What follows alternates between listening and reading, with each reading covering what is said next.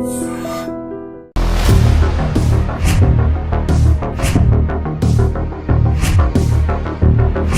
To I dream. Miss Vizag నక్షత్ర తన భర్తపై చేసిన ఆరోపణలపై సాయి వెంకటేజ అనే ఐ డ్రీమ్ కి ఎక్స్క్లూజివ్ ఇంటర్వ్యూ ఇచ్చారు. అందులో చేసిన ఆరోపణలు ఎంతవరకు వాస్తవం అనే విషయాన్ని చాలా వివరంగా చెప్పారు. తమ పరిచయం, ప్రేమ, వివాహం, ఎందుకు ఘర్షణ వచ్చింది, వివాదాల వరకు ఆయన చాలా క్లారిటీగా ఇచ్చారు. కానీ ఆమె సినీ నటి పూర్ణతో తన భర్తకు సంబంధాలు ఉన్నాయంటే ఒక ఆరోపణ చేశారు. వాటితో పాటు మరికొన్ని ఆరోపణలు చేశారు. వాటిపై వివరణ తీసుకోవడానికి ప్రస్తుతం మనతో మాట్లాడడానికి సాయి వెంకటేజ మనకు లైవ్ లో ఉన్నారు. అని అడిగి మరిన్ని విషయాలు తెలుసుకుందాం. సాయి, నమస్తే. నమస్కారం సార్. సార్, మీరు ఇచ్చిన ఇంటర్వ్యూలో చాలా క్లారిటీగా చెప్పారు. అందులో కొంతమంది మీరు చేసిన అన్నిటి కూడా కొంతమంది నమ్ముతున్నారు, మరి కొంతమంది నమ్మడం లేదు. దాంతో పాటు ఈ రోజు ఉదయం మీ మిస్సెస్, మీ అత్తగారు ఇద్దరు కూడా నాకు ఫోన్ చేసి చాలా విషయాలు చెప్తున్నారు. మీరు చెప్పినవన్నీ అబద్ధాలని, వాళ్ళు మీరు చెప్పిన అన్ని అబద్ధాలే కాకుండా ఏది కూడా రుజువులు లేవు, కావాలని నిరూపిస్తున్నారు అనే విషయం చెప్తూనే పూర్ణతో ఆయనకున్న సంబంధం ఉంది, సినీ నటి పూర్ణత అంటూ కూడా ఒక ఎలిగేషన్ పెట్టారు. అది కాకుండా ఎప్పుడు మీ పాపను చూడలేదని, ఆమెను ఎప్పుడు హింసిస్తున్నారని, తర్వాత ఎక్కడికైనా వెళ్తే అనుమానం పడుతున్నారని, ఇవన్నీ కూడా ఆరోపణలు చేశారు. మీరేమంటారండి? అంటే సినీ నటి అంటే ఇప్పుడు పూర్ణ అంటే గారు సినీ నటి పూర్ణ గారితో అనేది నాతో కాదు కానీ బయట అన్నట్లుగా ఒక ఆరోపణ వచ్చింది. అంటే పూర్ణ గారితో నేను ఒక సినిమా యాక్ట్ చేశానండి రీసెంట్ గా. ఓకే. ఒక 2 years బ్యాక్ పూర్ణ గారితో ఒక సినిమా యాక్ట్ చేశాను.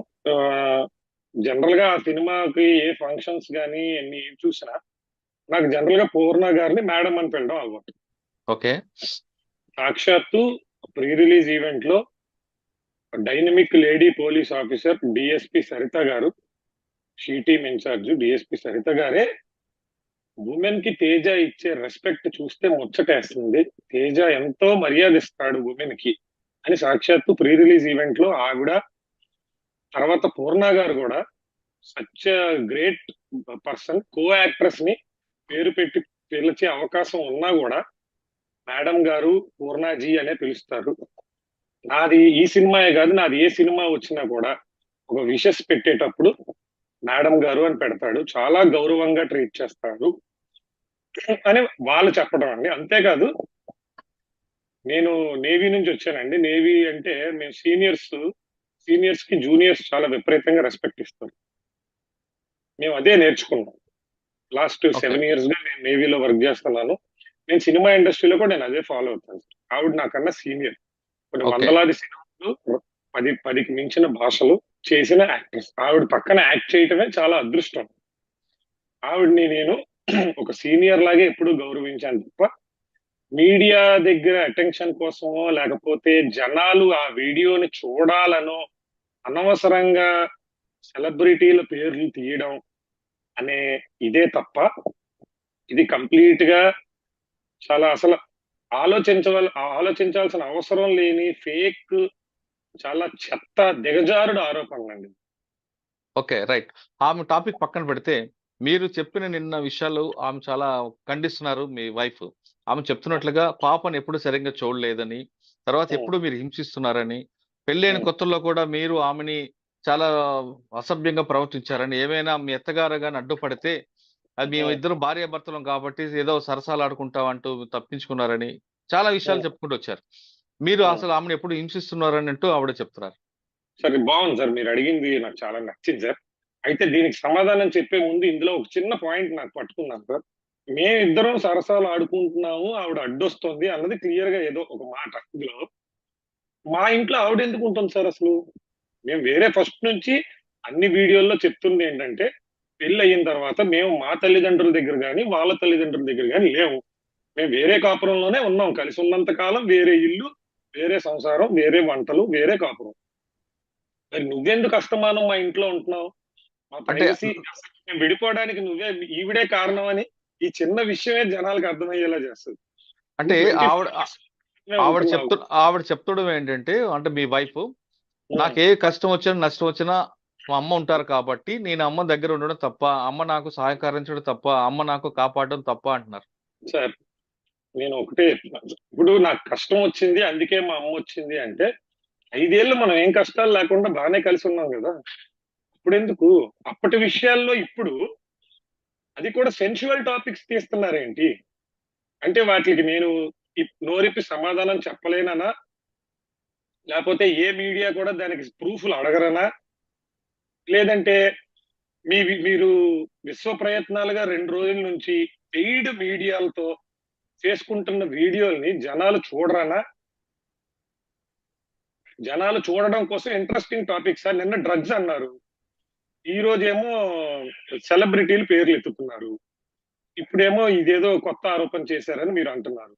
రేపు ఇంకొకటి చేస్తారు, ఎల్లుండి ఇంకొకటి చేస్తారు.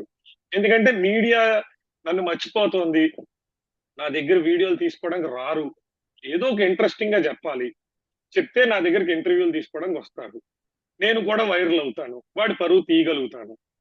ఇప్పుడు పరువు తీయగలుగుతాను, at the same time viral అవుతాను. అసలు మిస్ వైజాగ్ అనే ట్యాగ్ ఈవిడికి ఎవరు ఇచ్చారండి? నేను ఈవిడతో 10 ఏళ్ల కాపురంలో నాకు తెలియదు ఆవిడ ఎప్పుడు మిస్ వైజాగ్ చేసిందో, నాకైతే చెప్పలేదు.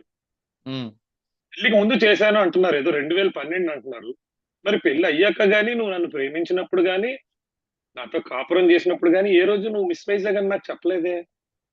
నాకైతే తెలియదు మిస్ వైజాగ్ అని. ఓకే. మొన్న జరిగిన సంఘటనలో మీరు చెప్తున్నారు, ఆ అమ్మాయి లిరిక్స్ కోసం వచ్చారు, అక్కడ డ్రెస్ తీసుకుంటున్నారు అని మీరు అంటున్నారు. కానీ ఆవిడేమంటున్నారంటే, లేదు ముందు నుంచి వచ్చారు, వాచ్మెన్ అడిగాను, వాచ్మెన్ చెప్పాడు, ఆఫీస్ బాయ్ కూడా చెప్పాడు ఎప్పుడు వస్తుంటది అమ్మాయి, రెగ్యులర్ గా ఉంటదని అంటూనే ఆమెతో పాటు మరి కొంతమంది కామెంట్ చేశారు.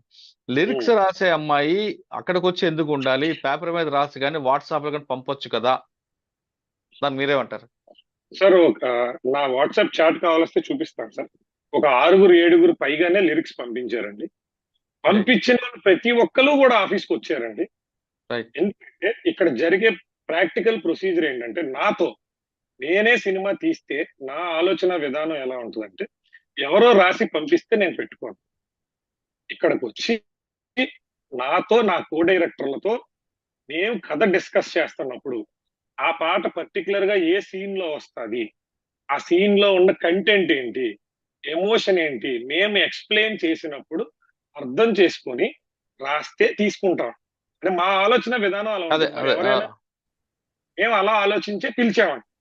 మేము 2 రోజులు కూర్చోబెట్టి ఎక్స్ప్లెయిన్ చేస్తాం.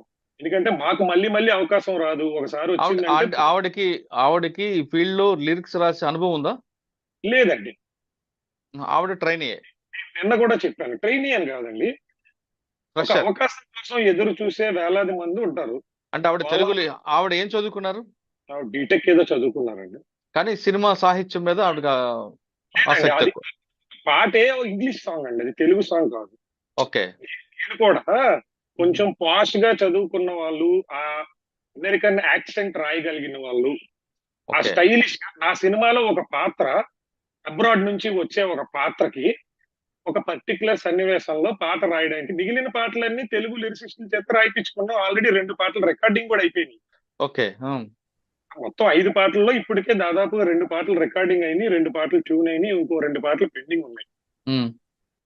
అందులో ఒక పాటకి ఈ మొక్కరే కాదండి, ఆల్మోస్ట్ 10-15 మంది దాకా రెఫరెన్స్లు తీసుకోండి. ఎక్కడా సాటిస్ఫై కాలేకపోతున్నాం. ఎందుకంటే రొటీన్ గా మనుషులు మాట్లాడుకునే ఇంగ్లీష్ లాగే ఉంది. ఒక ఫారెన్ యాక్సెంట్, ఒక సడన్ గా ఫారెన్ నుంచి ఇండియా వచ్చిన ఒక క్యారెక్టర్, ఆమె మాట్లాడే తీరు ఎలా ఉంటది, వచ్చి రాని తెలుగు, స్టైలిష్ ఇంగ్లీష్ యాక్సెంట్, ఆ యాక్సెంట్ లో ఉండాలి. ఆడే ఆవిడ్ని కూడా అలాంటి ఆవిడనే పట్టుకోవాలని చాలా రోజుల నుంచి చాలా మందితో కాంటాక్ట్ లోకి వెళ్తున్నాం. అలా ఎవరు పాడగలుగుతారా? సార్ ఇప్పుడు ఈ ఎపిసోడ్ లో మీరు ఒక్కరే మాట్లాడుతున్నారు, కానీ ఆ యూనిట్ కి సంబంధించిన వాళ్ళు వచ్చి దీన్ని ఖండించట్లేదు ఎందుకండి? అంటే మీతో పాటు 6 ఉన్నారు, వాళ్ళు వచ్చారని మీరు చెప్తున్నారు, అమ్మాయి కూడా వచ్చిందని చెప్తున్నారు. అంటే మీ వెర్షన్ నమ్ముతాను, కానీ కొంతమంది ఏమంటున్నారంటే, ఇంతమంది జరిగినప్పుడు యూనిట్ వాళ్ళు వచ్చి ఎందుకు ఖండించట్లేదు, సాయి ఒక్కడే ఎందుకు మాట్లాడుతున్నారు అడుగుతున్నారు. సార్ మంచి క్వశ్చన్. అడిగిన వాళ్ళకే చెప్తున్నాను సార్, నేను కూడా వచ్చి మాట్లాడట్లేదు సార్. నేను మాట్లాడాలని అనుకుంటే నేను నా వైఫ్ ఒక రోజుకి 25 నుంచి 30 ఛానల్స్ వీడియోలు చూస్తున్నాను. నా వీడియోలు ఎక్కడైనా జనాలు చూసారండి ఎక్సెప్ట్ ఐ డ్రీమ్? లేదు. నేను అది కూడా సార్ మీరు అడిగినప్పుడు, సార్ నాకు పబ్లిక్ అవడం ఇష్టం లేదు సార్, నేను మీడియా ముందుకు రాలేను సార్ ఇలాంటి ఇష్యూస్ లో అనే చెప్పాను. అవును. కాకపోతే ఇద్దరు పక్కన వాదన రావాలి అన్న ఉద్దేశంతో మాట్లాడడం జరిగింది. అవును, రైట్, అది కరెక్టే. సార్ నేను 10 ఏళ్లుగా ఇండస్ట్రీలో ఉన్నోడిని, నేను కూడా మీడియా దగ్గరికి వెళ్ళి మాట్లాడడం అంటే నాకు కూడా తెలిసిన వాళ్ళు ఉంటారు కదండి, మాట్లాడగలను కదా కావాల్సి. అవును. గతంలో యూట్యూబ్ లో ఆల్రెడీ నేను వందల ప్రెస్ మీట్లు చేసిన వీడియోలు ఉన్నాయండి, దాదాపు 30-40 ప్రెస్ మీట్స్ ఉన్నాయి. ఉమ్, ప్రెస్ మీట్ పెట్టుకుని ఆఫీస్ లో డైరెక్ట్ ప్రెస్ మీట్ పిలుచుకుని మాట్లాడగలను, కానీ అవును. మాట్లాడగలిగే విషయం కాదు నా దృష్టిలో ఇది. ఇది మీ ఫ్యామిలీ మ్యాటర్ ఇది. మీరు చేస్తున్నవే బేస్లెస్, పనికి మాలిన, నీచాతి నీచమైన, దిగజారుడు ఆరోపణలు. మీ క్యారెక్టర్లు మీరు వదిలేసుకుంటున్నారు ఎలాగో, నా క్యారెక్టర్ కూడా పాడు చేసే చెత్త ఆరోపణలు.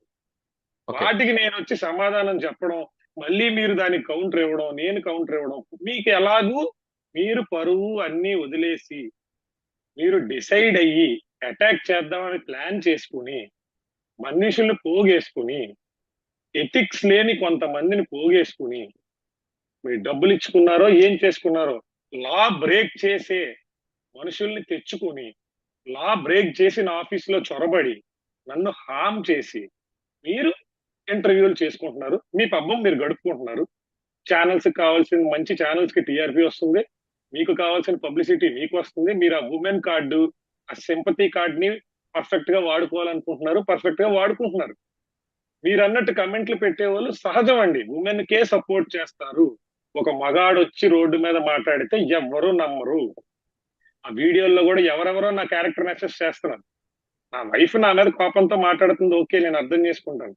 మీరందరూ ఎవరు కూర్చొని మాట్లాడడం, ఏం తెలుసు మీకు నా గురించి? మీకే అంత ధైర్యం ఉంటే రండి నాతో డిబేట్ లో కూర్చోండి, మీరెందుకు టీవీలో డిబేట్?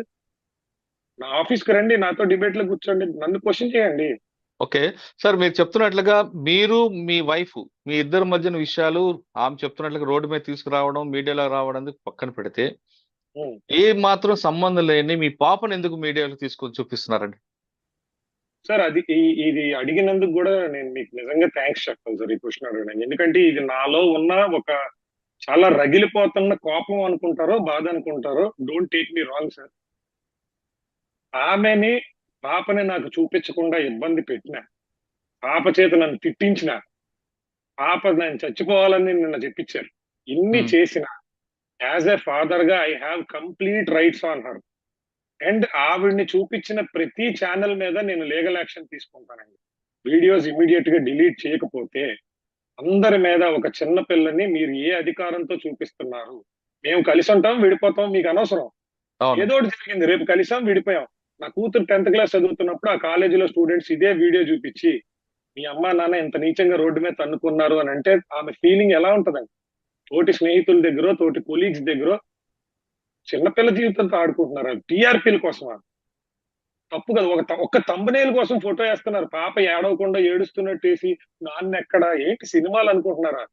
సినిమాలు మేము చేసామండి, సినిమాలు చేసేది జనాలను ఎంటర్టైన్ చేయడానికి, జనాలతో ఆడుకోవడానికి కాదు.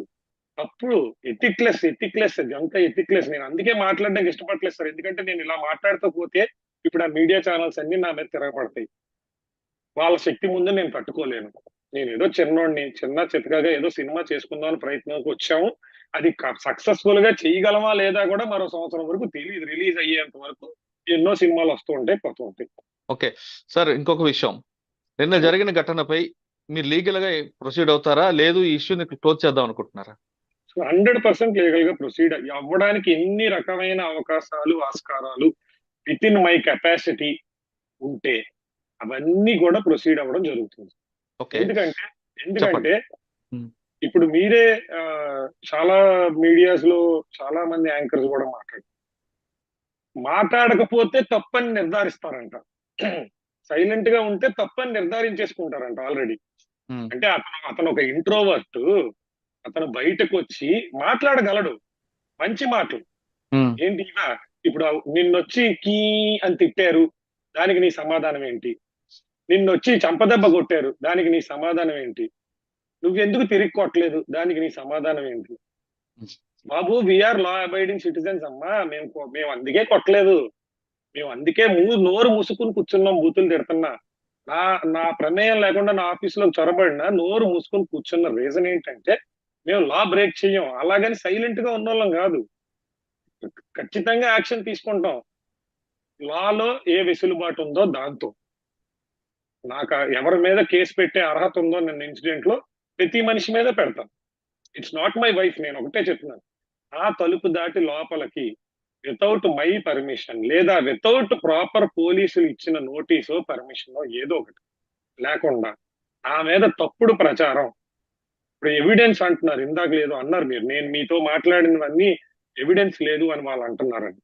ప్రతి దానికి ఎవిడెన్స్ ఉంది. Everything will be submitted in the court of law, but not in the medias. Right. మీడియాలో మీడియా కూడా అవసరం లేదు, మీరు పోలీస్ స్టేషన్ కి ఇస్తే సార్ చాలు. నా నేను నా పిల్లం నా కూతురు ప్రేమగా ఉన్న ఫోటోలు నేను మీడియాకి ఎందుకు ఇస్తానండి? మీడియాలో ఎందుకు పెడతాను? అవి నా ఫ్యామిలీ మ్యాటర్స్, నా పర్సనల్ ఫ్యామిలీ మ్యాటర్స్. మీ ఆ ఫొటోస్ మీ అత్తగారు ఇచ్చారు కదా మీడియాకి. వాళ్ళు ఇచ్చినవి వాళ్ళకి అనుకూలంగా ఉంది. ఇప్పుడు పాపని చూడలేదు అన్న పాయింట్ మీద చెప్తున్నాను. ఈ 4 ఏళ్లలో నేను ఎన్నిసార్లు మధ్య మధ్యలో స్కూల్కి వెళ్ళి పాపని కలిశాను. మీరు పాపకి అసలు చూడలేదు, స్కూల్కి వెళ్ళలేదు, పట్టించుకోలేదని మీ అత్తగారు కూడా అంటారు. ఆ వెళ్ళి కలిసిన ఫొటోస్ అన్ని నా దగ్గర ఉన్నాయి. ఎందుకంటే ఇప్పుడు నేను పాపని ఒక 10 రోజుల తర్వాత, నెల రోజుల తర్వాత, 2 నెలల తర్వాత గ్యాప్ లో వెళ్ళాను అనుకోండి, ఖచ్చితంగా నా మెమరీ కోసం ఆ పాపతో ఫోటో అయితే తీసుకుని ఉంటాను కదా. అవును. ఆ పాపతో ముచ్చటపడి లేదా మా అమ్మ నాన్నకి పంపించుకోవడానికైనా, నా అమ్మ మోక్షిత చూడమ్మా ఎంత పెద్దదైపోయిందో, చూడమ్మా పిలకలు ఎంత బాగున్నాయో అని చెప్పుకోవడానికైనా ఫోటోలు తీసుకున్న సందర్భాలు చాలా ఉన్నాయి. ఆ ఫొటోస్ అన్ని ఉన్నాయి. అంటే నా పర్సనల్ ఒపీనియన్ కూడా, మీ ఇద్దరి మధ్యన పాప నలిగిపోకూడదు అనేది నా ప్రధానంగా కోరుకునేది. నేను ఇక్కడ చిన్నపిల్ల, చాలా భవిష్యత్తు ఉంది. మీరు ఇందాక చెప్తున్నట్లుగా సోషల్ మీడియాలో రేపు ఏవైనా పేరు కొట్టిన, వైజాగ్ అని కొట్టిన అమ్మాయి వచ్చిందంటే ఆమె క్లాస్మేట్ లో కానీ లేదా ఆమెకున్న ఫ్రెండ్ సర్కిల్ లో కానీ రేపు ఫర్దర్ గా ఇంకా పైకి వెళితే అక్కడ జరిగిన ఇష్యూలో కానీ ఈ అమ్మాయి పేరు బ్యాడ్ అయ్యిందంటే చాలా సఫర్ అవుతుంది అమ్మాయి. అవునండి, ఖచ్చితంగా. దానికి ఆ వీడియోస్ డిలీట్ చేసేంత వరకు కూడా ఒప్పుకునే ప్రసక్తే లేదు. ఓకే, ఫైనల్ గా చెప్పండి సాయి గారు, మీ ఇద్దరు చిలకా గోరికలాగా ఉండేవారని గతంలో మీరు చెప్పారు, కొంతమంది కూడా చెప్తున్నారు. ఏదో ఇన్సిడెంట్ జరిగింది, ఇంతవరకు రప్చర్ అయిపోయారు. ఇప్పుడు ఈ రోజు ఉదయం కూడా మీ వైఫ్ మాట్లాడుతున్నప్పుడు కొంత బెండ్ అయినట్లుగా నాకు అనిపిస్తున్నారు. ఒకవేళ ఆవిడ తగ్గి మీ దగ్గరకు వస్తారా, లేదు మీరు తగ్గి ఆమె దగ్గరికి వెళ్తారా, లేదు ఇద్దరు తగ్గకుండా ఎవరికారే ఆ విధంగా ఉంటారా? సార్, ఫస్ట్ ఆఫ్ ఆల్ ఆమె గురించి నాకు తెలియదండి. ఎందుకంటే ప్రెసెంట్ నేనున్న సిచ్యువేషన్ లో ఆమె నటిస్తుందో నిజంగా ఉందో కనుక్కోలేని సిచ్యువేషన్ లో నేను. ఎందుకు అంత ఫ్రాంక్ గా చెప్తున్నానంటే, ఒక 10-15 రోజుల క్రితం ఆవిడ నాకు ఫోన్ చేసి చాలా బాగా మాట్లాడారండి.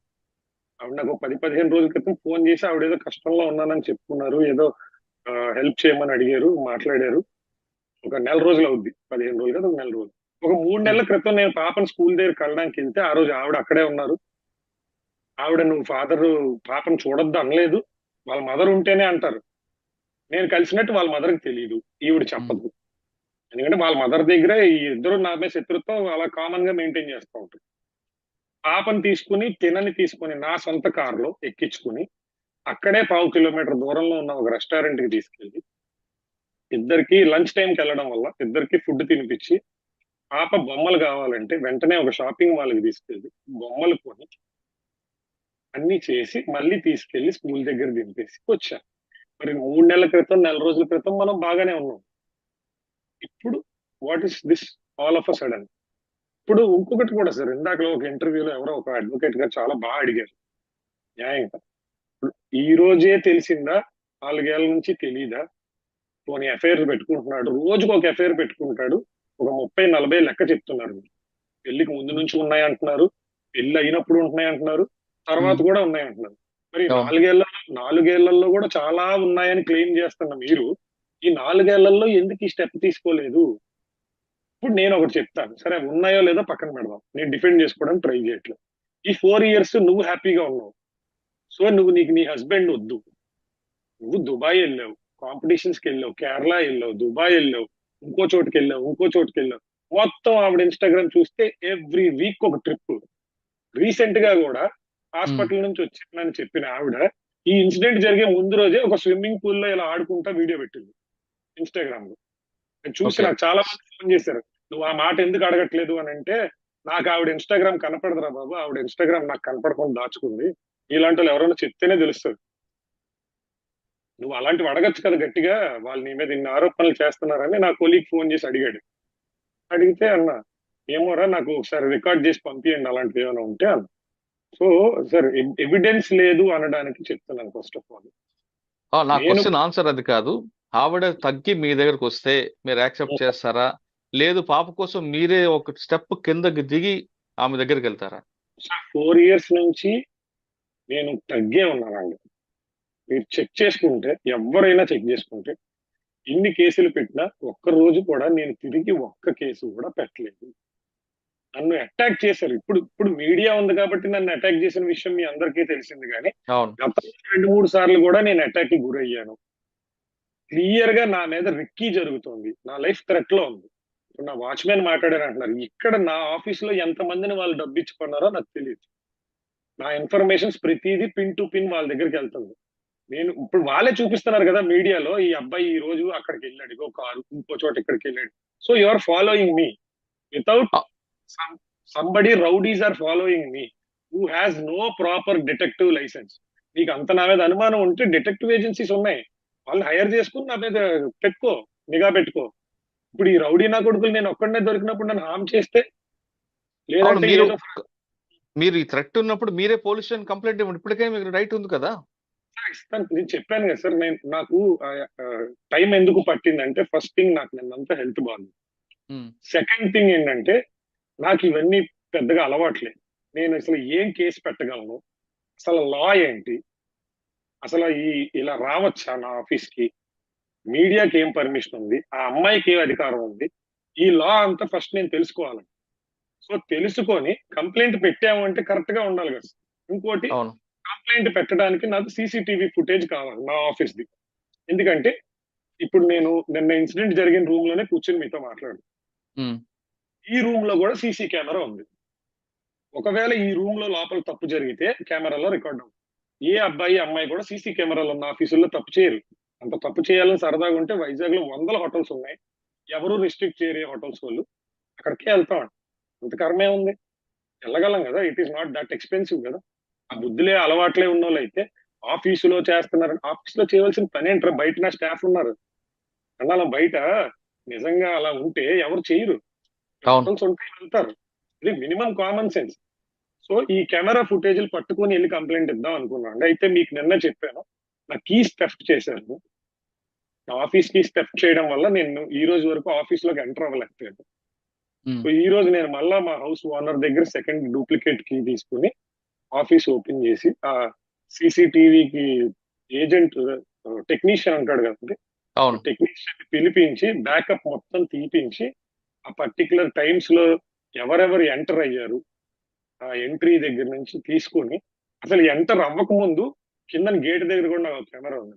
అసలు గేట్ దగ్గర ఎవరెవరు ఏవేమి మాట్లాడుకుని లోపలికి వచ్చారు, ఏదైనా ప్లానా, ఇది ఏమైనా కాన్స్పిరసీ ఏముంది దీని వెనకాతల, ఎవరు మనుషుల్ని పెట్టారు నా వెనకాతల. మీడియా వాళ్ళు కొంతమంది వస్తే, ఇప్పుడు 5-6 మైకులు పట్టుకొని వస్తే వాళ్ళ మధ్యలో ఇంకో 10 మంది ఉన్నారు. వాళ్ళు ఎవరు, మీడియా వాళ్ళ, రౌడీలా, హైర్డ్ గూండాసా, లేకపోతే మీడియా సపోర్టర్సా, అన్న సపోర్టర్సా, ఏ కారణం మీద లోపలికి వచ్చారు, ఇవన్నీ కూడా తెలుసుకుని కంప్లైంట్ ఇవ్వాలి సార్ ప్రాపర్ గా. లేకపోతే ఏదో నేను మిస్టేక్ చేసినట్టు లేదా కక్ష సాధింపు చర్యలా ఉంటాం. నాకు కక్ష సాధింపు చర్య కాదు, నాకు కావాల్సింది న్యాయం. అదే మీరు ఎవిడెన్స్ గ్యాదర్ చేసి తర్వాత కంప్లైంట్ ఇస్తాం అంటున్నారు. కానీ మీ వైఫ్ ఇంకో అమ్మాయిని చెప్పుతో కొట్టడం అనేది చాలా బాధాకర విషయం. ఆమె తప్పు చేసిందా లేదా అని డిసైడ్ చేయడానికి ఆమె కాదు. 100%. మరి ఆమె ఎందుకు రెస్పాండ్ అవ్వట్లేదు? అది నేను చెప్పలేను సార్. ఎందుకంటే ఫ్యామిలీ బ్యాక్గ్రౌండ్స్ అడ్డుపడచ్చు, లేకపోతే ఫ్యామిలీ అడ్డుపడచ్చు, లేదా ఆ అమ్మాయి భయపడి ఉండొచ్చు. ఈ ఇన్సిడెంట్ తో అమ్మాయి భయపడి ఉండొచ్చు. నేను కూడా ట్రై చేశాను, కంప్లైంట్ నాతో పాటు ఇవ్వమని అడుగుదామని ట్రై చేశాను. బట్ నా ఫోన్ కి రెస్పాండ్ అయితే కావట్లేదు. ఎందుకంటే ఇప్పుడు వాళ్ళే కాదు సార్, నా సొంత స్టాఫ్ కూడా నా ఫోన్ కి ఎత్తడానికి కూడా భయపడుతున్నారు. ఎందుకంటే వీళ్ళు ఫోన్ ఎత్తితే ఏ మీడియా వాళ్ళు మమ్మల్ని మా కాల్ స్టాప్ చేసి మమ్మల్ని కూడా సీన్ లో, ఇందాక మీరు మాట అన్నారు, సినిమా యూనిట్ ఎవరు ఎందుకు ముందుకు వచ్చి మాట్లాడట్లేదు. అవును. ఈ సినిమాకి నేనే హీరోని, నేనే director, I'm captain of this film. నా దగ్గర పనిచేసే వాళ్ళు నిన్న ఇన్సిడెంట్ కే భయపడ్డారు. నిన్న ఇన్సిడెంట్ కే చాలా మంది భయపడ్డారు. ధైర్యంగా ఉన్న ఒకలో ఇద్దరు, నా డ్రైవరు, నా ఆఫీస్ బాయ్ నిన్న ఇంటర్వ్యూలు అక్కడే మాట్లాడారు. ఈ ప్రెస్ వాళ్ళు ఇంటర్వ్యూస్ చేశారు, మాట్లాడారు. జనరల్ గా సినిమా వాళ్ళు ఎవరు కూడా టెక్నికల్ గా ఎదగాలనుకునే ఎవరు కూడా ఇలాంటి చెత్తలోకి వచ్చి అడుగు పెట్టరు. ఎందుకంటే మేము కరెక్ట్. మేము అందరిలాగా శాలరీ మీదో డబ్బు మీదో బతకం. మేము బతికేదే ఫేస్ వాల్యూ మీద. అవును. సినిమా వాళ్ళు బతికేదే ఫేస్ వాల్యూ మీద. ఆ ఫేస్ వాల్యూ పాడు చేసుకుంటే మేము మా చేతిలో ఉన్న ఫుడ్ లాక్కున్నోళ్ళే నన్ను అందరూ. నిన్న అవును. వచ్చిన అవును. వాళ్ళందరూ నిన్న వచ్చిన వాళ్ళందరూ నా చేతిలో ఫుడ్ లాక్కున్నోళ్ళు. అది డెఫినెట్ గా కరెక్ట్. నిజాలు తెలుసుకోకుండా చేసే ప్రతి దానికి కూడా నేను ఏమి చేయలేకపోవచ్చు. పెద్ద పెద్ద మీడియా సంస్థలు వాళ్ళని నేనేం చేయలేకపోవచ్చు. వాళ్ళకి పలుకుబడి ఉండొచ్చు, ఏదైనా ఉండొచ్చు. కానీ God will punish them one day definitely. అది నేను ఓకే. చెప్పగలను. ఓకే. రైట్ అండి. మొత్తం మీద తీసుకుంటే సాయి చెప్తున్నట్లుగా నిన్న జరిగిన ఘటనపై నేను కామ్‌గా ఉండను. నేను కామ్‌గా ఉన్నానంటే నా అలసత్వం కాదు, నా అమాయకత్వం కాదు. ఖచ్చితంగా లీగల్‌గా ప్రొసీడ్ అవుతానంటూ చాలా స్పష్టంగా చెప్తున్నారు. ఏదేమైనా సరే ఈ ఇష్యూ అనేది ఇప్పటికైనా ఒక కొలిక్కొస్తే వాళ్ళిద్దరూ కలిసి ఉండి ఆ పాప ఎప్పుడూ సాయి కూతురు నక్షత్రకి ఇద్దరికి సంబంధించిన పుట్టిన పాప ఇద్దరి మధ్యన చక్కగా నవ్వుతూ తిరిగితే ఆ సన్నివేశం చూడాలని ప్రతి ఒక్కరు కోరుకుందాం. సాయి నమస్తే. Thank you.